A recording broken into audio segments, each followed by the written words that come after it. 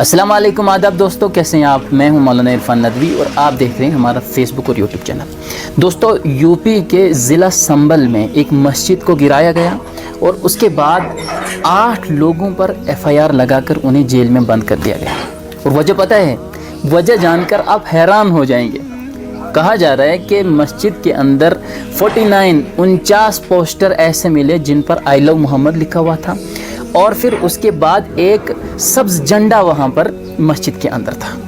हैरानी की बात यह है कि इस वक्त हिंदुस्तान के ऐसे हालात बना दिए गए हैं एक गिरोह की तरफ से, एक बीमार सोच और मानसिकता रखने वाले लोगों की तरफ से, कि सब्ज झंडा, मुझे लगता है आज के बाद ये स्प्राइट और दूसरी चीज़ें जो सब्ज कलर की सारी चीज़ें हैं, अब इन पर भी बैन कहीं ना लग जाए कि हर जगह आप भगवा कलर ही इस्तेमाल करो।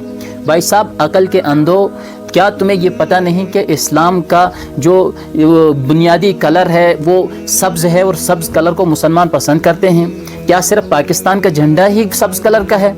आपको सऊदी अरब का झंडा नहीं दिखता है? दूसरे आपको हिंदुस्तान के अंदर भी देखिए, मज़ारों पर सब्ज़ कलर का झंडा होता है। और यूपी पुलिस कह रही है कि ये आश्चर्य की बात है, ये पोस्टर कहाँ से आ गए।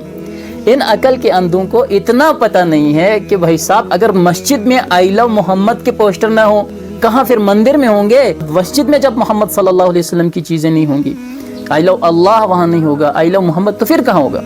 और इन नालायकों को इतना ये बुनियादी चीज़ भी मालूम नहीं कि सब्ज़ कलर मुसलमानों के यहाँ पसंदीदा कलर है। आप सल्लल्लाहु अलैहि वसल्लम 1450 साल पहले सब्ज़ कलर आप सल्लल्लाहु अलैहि वसल्लम को पसंद था। खैर, अब एक रिवाज चल पड़ा है यूपी के अंदर कि कहीं भी अगर स्टेट लैंड के अंदर या फिर अगर मस्जिद वाले, मदरसे वाले अगर ज़मीन के कागजात आपको दिखाने में कामयाब ना हुए तो फौरी तौर पर बिल्डोज़र चला दिया जाता है, मदरसे को ख़त्म कर दिया जाता है। क्योंकि वजह सिर्फ ये है कि इन लोगों की सोच में गोबर भर दिया गया है, नफ़रत ही नफ़रत भर दी गई है। और ये नफ़रत अब किसी एटम बम से कम नहीं, ये इस मुल्क को अंदर से खोखला कर देने वाली है। ये हिंदू, मुस्लिम, सिख, ईसाई भाईचारे को ख़त्म करने वाली चीज़ है। लेकिन दोस्तों, इस वक्त जो यूथ है, इस वक्त जो नई जनरेशन है, उसमें कहीं ना कहीं ये दिखता है कि उन तमाम लोगों ने इनको धुतकार दिया है, इनको रिजेक्ट कर दिया है।